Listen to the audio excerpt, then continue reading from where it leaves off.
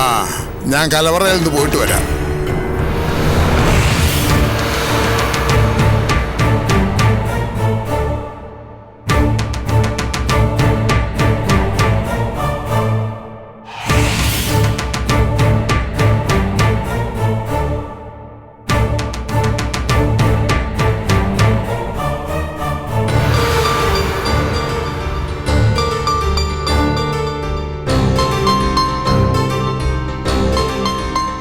കിട്ടു, ഭൈരവ, എല്ലാവരും ഇങ്ങോട്ട് വന്നേ. വേഗം വാ. ഇന്ന് നമ്മൾ ആരും പാചകത്തിന് പണിയെടുക്കുന്നില്ല. പണിയെടുക്കുന്നില്ലെന്നോ? അധികാരി അദ്ദേഹം നടത്തുന്ന സദ്യ, അത് മുടക്കിയാലേ തല കാണില്ല. പണിക്കാരായ നമുക്ക് ഉത്തരവാദിത്വമൊന്നുമില്ലല്ലോ. സദ്യ മുടങ്ങിയാൽ ശിക്ഷ പാചകക്കാരനായിരിക്കും. നമ്മൾ ഇന്ന് പണിയെടുക്കുന്നില്ല. മാണിക്കൻ എന്തായി പറയുന്നേ? നമ്മുടെ ആശാനാണ് ശങ്കരദാസ്. അദ്ദേഹത്തിന്റെ പക്കൽ നിന്നും പണം എത്ര എണ്ണി വാങ്ങിയതാ? ആ കൂറ് കാട്ടണ്ടേ മാണിക്ക? പണിയെടുക്കാതെ ഞാൻ നിങ്ങൾക്ക് പണം തരാം. പിന്നെന്തിനാ കൂറ്? ദാ, ഇത് നിങ്ങൾക്ക് 3 ആൾക്കും കൂടിയുള്ള പണമാണ്.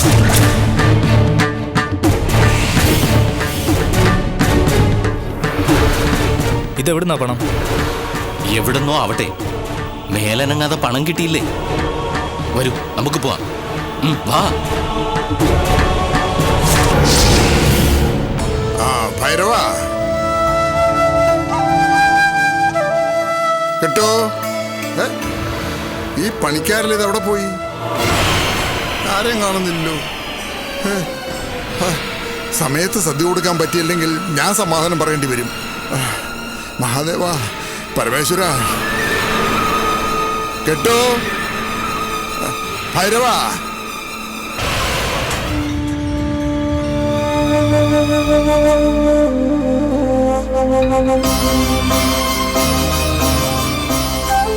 അമ്മേ,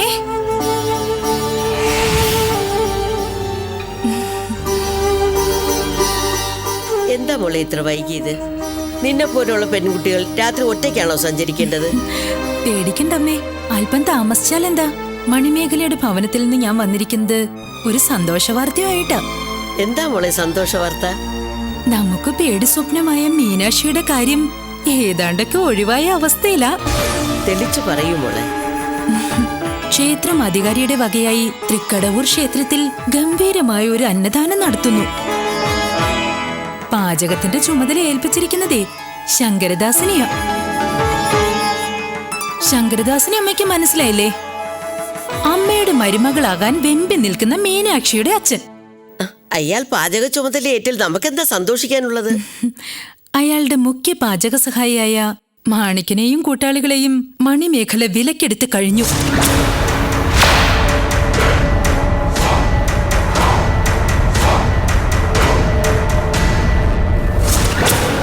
അതായത് ഒരു നിർണായക ഘട്ടത്തിൽ ഈ തൊഴിലാളികളെല്ലാം പാചകപ്പണി ഉപേക്ഷിച്ച് പിന്മാറിയിരിക്കും.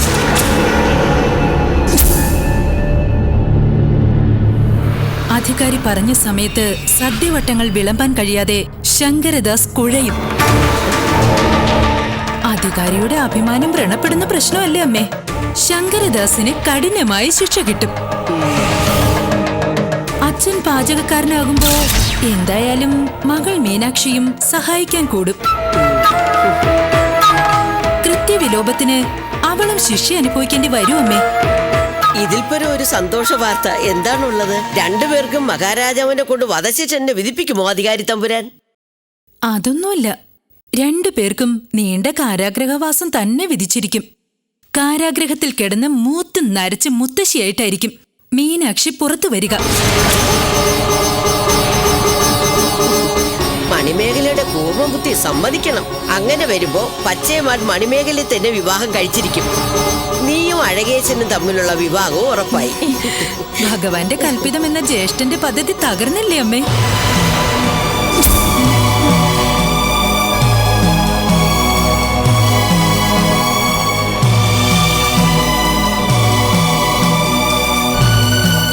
അതോടെ മീനാക്ഷിയുടെ മനസ്സിലുള്ള ആഗ്രഹങ്ങളൊന്നും നടക്കാതെ വരും.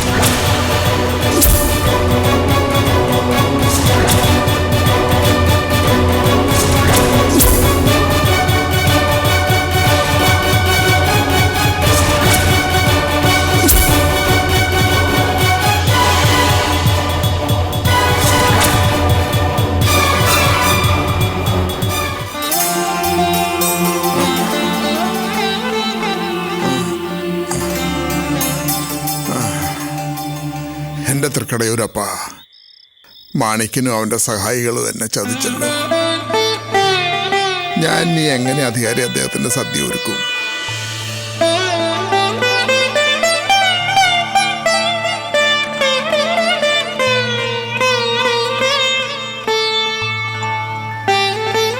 എന്താ ശങ്കരദാസേ? ചതിച്ചു തിരുമേനി. എൻ്റെ പ്രധാനപ്പെട്ട പണിക്കാരനായ മാണിക്കൻ ഇതുവരെ വന്നിട്ടില്ല. പണിക്ക് വന്ന കൂട്ടരെ ഇപ്പൊ കാണാനുമില്ല. ഇത്രയും വലിയ സദ്യ എന്നെ കൊണ്ട് ഒറ്റയ്ക്ക് പാചകം ചെയ്യാൻ സാധ്യമല്ല തിരുമേനി. എന്ന് പറഞ്ഞാൽ എങ്ങനെ ശരിയാവും ശങ്കരദാസേ? അധികാരി ഏർപ്പെടുത്തിയിരിക്കുന്ന സദ്യ സമയത്ത് സദ്യ ഒരുങ്ങിയില്ലെങ്കിൽ ആപത്താണ്. എങ്ങനെയും സദ്യ തയ്യാറായിരിക്കണം. ഭഗവാനെ, ഗംഗാധര, പാർവതീപതേ, അടിയന് ശങ്കരദാസന 41 ദിവസം തീർത്ഥം നൽകി അങ്ങനെ രോഗവിമുക്തനാക്കിയത് ഇങ്ങനെ പരീക്ഷിക്കാനായിരുന്നോ? കൈലാസനാഥ, താണ്ഡവപ്രിയ ഭഗവാനെ, കുറച്ച് ദിവസം ആരോഗ്യവാനാക്കി എന്നെ നടത്തിച്ചത് അധികാരിയെ കൊണ്ട് വധശിക്ഷ വിധിപ്പിക്കാനായിരുന്നോ? തൃക്കടയൂരപ്പ, അങ്ങനെക്ക് വിധിച്ചിരിക്കുന്നത് വധശിക്ഷയാണെങ്കിൽ സന്തോഷത്തോടെ ഞാൻ സ്വീകരിച്ചോളാം. വാക്ക് പാലിക്കാതെ അവകാശനാകാൻ ഞാനിവിടെ നിൽക്കുന്നില്ല ഭഗവാനെ. ശങ്കരദാസേ, നമുക്ക് മറ്റേതെങ്കിലും ദേഹണക്കാരെ കണ്ടുപിടിക്കാം. നാം കൂടി വരാം. നടക്കില്ല തിരുമേനി.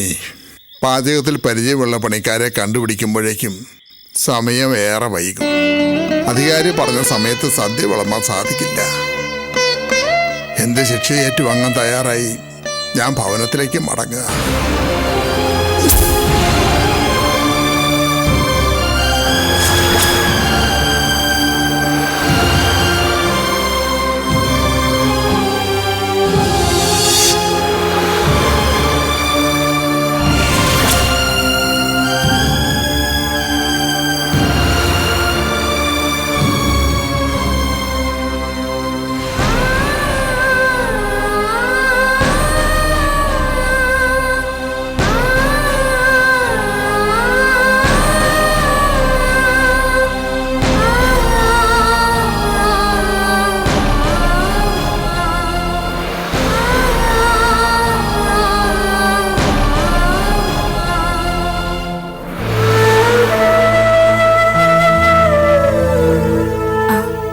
അച്ഛനോ? എന്താ പാചകം ചെയ്യാതെ ഇങ്ങ് വന്നേ? അല്ല, അച്ഛനാകെ വിഷമത്തിലും ആശങ്കയിലാണല്ലോ. എന്തു പറ്റിയച്ഛാ? ആ മാണിക്കനും കൂട്ടരും എന്നെ ചതിച്ചു പോളെ. മാണിക്യം പണിക്ക് വന്നില്ല. പണി ചെയ്യാൻ വന്നവര് പെട്ടെന്ന് പൊയ്ക്കളയുകയും ചെയ്തു. അവരെന്നെ ചതിച്ചു മോളെ. അധികാരി പറഞ്ഞ സമയത്ത് ഇത്രയും കേമപ്പെട്ട സദ്യ ഒറ്റയ്ക്കൊരുക്കാൻ അച്ഛൻ അസാധ്യമാണ് മോളെ. തൃക്കടയൂരപ്പനോട് എൻ്റെ സങ്കടം തുറന്നു പറഞ്ഞ് ഞാനിങ്ങ് പോന്നു. ഭഗവാനെ, പരമേശ്വര, അധികാരി എന്ത് ശിക്ഷയാണാവോ ഈ സാധുവിന് വിധിക്കാൻ പോകുന്നത്? നാട്ടുകാരുടെയും അധികാരിയുടെയും മുന്നിൽ അപഹാസ്യനാക്കുന്ന ഇത്രയും കഠിനമായൊരു പരീക്ഷണം അടിയനും വിധിച്ചല്ലോ ഭഗവാനെ.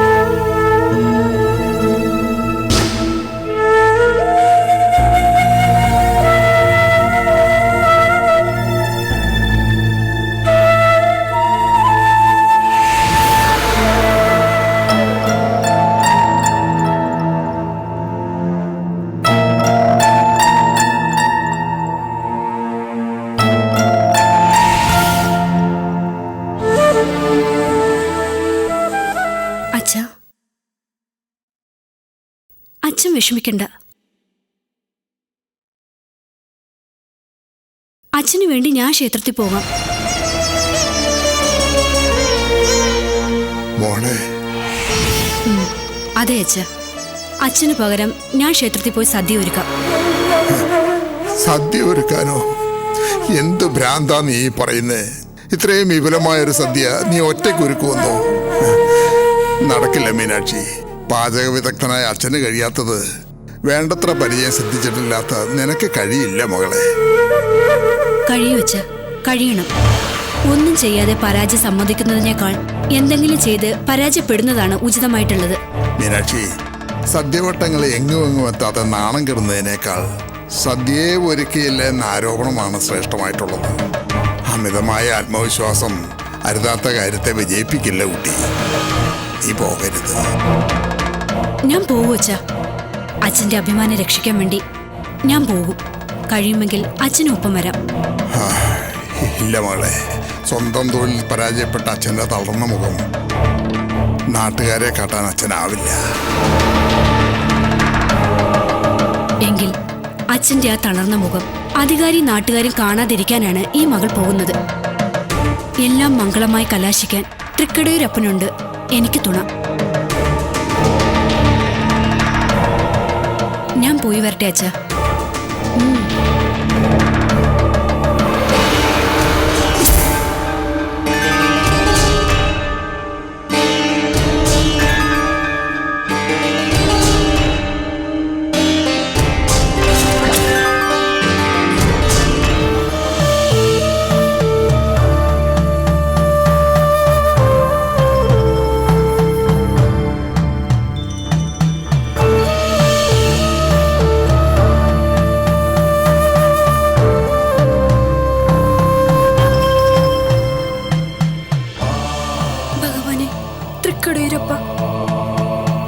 പാചകം എങ്ങനെ തുടങ്ങണമെന്ന് ഒരു നിശ്ചയമില്ലല്ലോ ഭഗവാനെ. അസംഖ്യം പേർക്ക് ആഹരിക്കാനുള്ള സദ്യ ഒറ്റയ്ക്ക് ഒരുക്കാന്നുള്ള ആത്മവിശ്വാസത്തോടെ ഇറങ്ങി തിരിച്ചത് അബദ്ധമായോ ഭഗവാനെ? ഭഗവാനെ, നിത്യവും അങ്ങേ ഭജിക്കുന്ന അടിയനെ ഒരു വഴി കാണിച്ചു തരണേ. അടിയനെ തുണയായി വരണേ ഭഗവാനെ.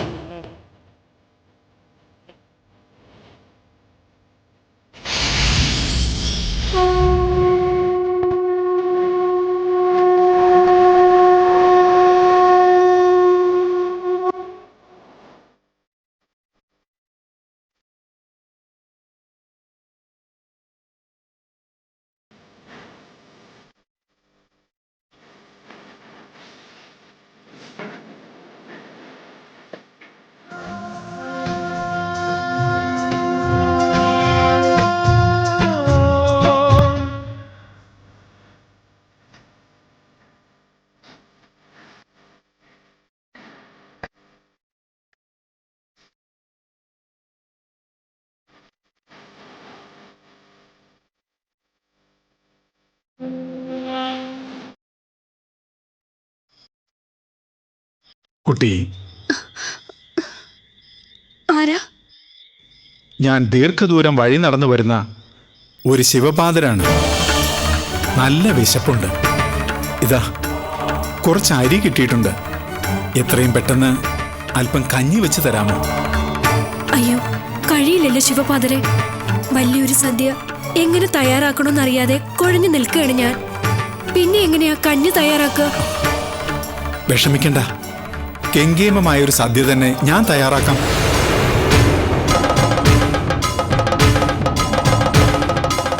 സദ്യ തയ്യാറാക്കാനോ? ശിവപാദർ പാചകക്കാരനുമാണോ? അതെന്താ, ശിവപാദർക്ക് പാചകം പാടില്ലെന്ന് വിലക്കുണ്ടോ? പാചകക്കാരനാകേണ്ടപ്പോ ഞാൻ പാചകക്കാരനാകും. ഇനി വിറകിനാണ് ആവശ്യമെങ്കിൽ ഞാൻ വിറക് വെട്ടുകാരനാകും. ജലമാണ് ആവശ്യമെങ്കിൽ ഞാൻ ജലം ചുമട്ടുകാരനുമാകും. സാഹചര്യങ്ങളനുസരിച്ച് വേഷങ്ങൾ പലതും ധരിക്കും, ഭാവങ്ങൾ പലതും വഹിക്കും, രൂപങ്ങൾ പലതും ചമയ്ക്കും. ഇത് നിസ്സാര കാര്യമല്ല ശിവപാദരെ. അധികാരിയുടെ ചിലവിൽ നടക്കുന്ന അന്നദാനമാണ്. ഏതെങ്കിലും വിഭവം ഒന്ന് പരുവം തെറ്റിയാൽ മതി, അധികാരിയുടെ കടുത്ത ശിക്ഷ അനുഭവിക്കേണ്ടി വരും. അനുഭവിക്കാമല്ലോ. പലപ്പോഴും പല ശിക്ഷകളും അനുഭവിച്ചിട്ടുള്ളവനാണ് ഞാൻ. പലരെയും ശിക്ഷിക്കുകയും ചെയ്തിട്ടുണ്ട്. വേണ്ടി വന്നാൽ അധികാരിയെയും ശിക്ഷിക്കാൻ മടിയില്ല. അല്ല, അധികാരിയും തെറ്റ് ചെയ്താൽ ശിക്ഷയ്ക്ക് അതീതനല്ല എന്നാ ഞാൻ പറഞ്ഞത്. ആ കുട്ടിയുടെ പേരെന്താ? മീനാക്ഷി. മീനാക്ഷി, ഒരു കാര്യം ചെയ്യൂ. പുറത്ത് അടുപ്പ് കൂട്ടി എനിക്ക് വേണ്ടി കഞ്ഞി പാചകം ചെയ്യുക. അപ്പോഴേക്കും ഞാൻ കറിക്കുള്ള വട്ടങ്ങൾ നുറുക്കാം. ഇതാ അരി വാങ്ങിക്കോളൂ.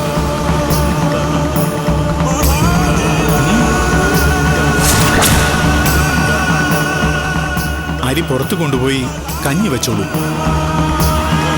പറയുന്നത് അനുസരിക്കും മീനാക്ഷി. ധൈര്യമായി ചെല്ല്.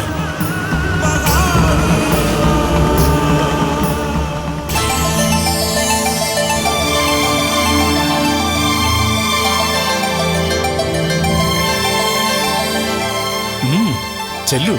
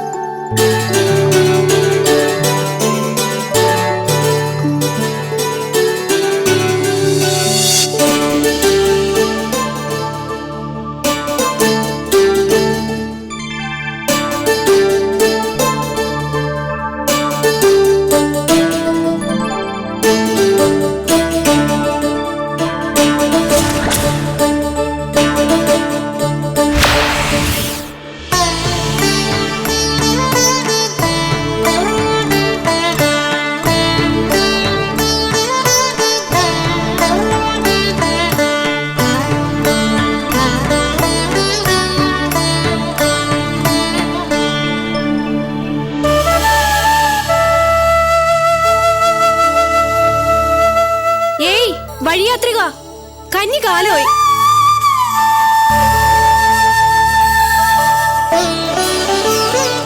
വഴിയാത്രിക കേൾക്കുന്നുണ്ടോ?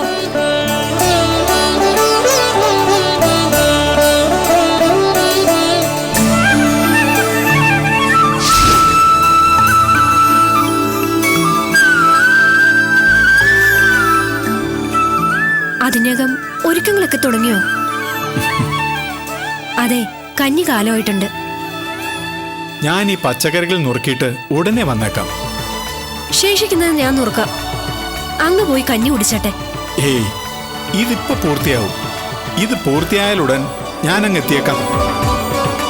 അതുവരേക്കും ഭവതി വിശ്രമിച്ചാലും. സന്ദേഹം വേണ്ട, ഭവതി പുറത്തുപോയി വിശ്രമിക്കണം.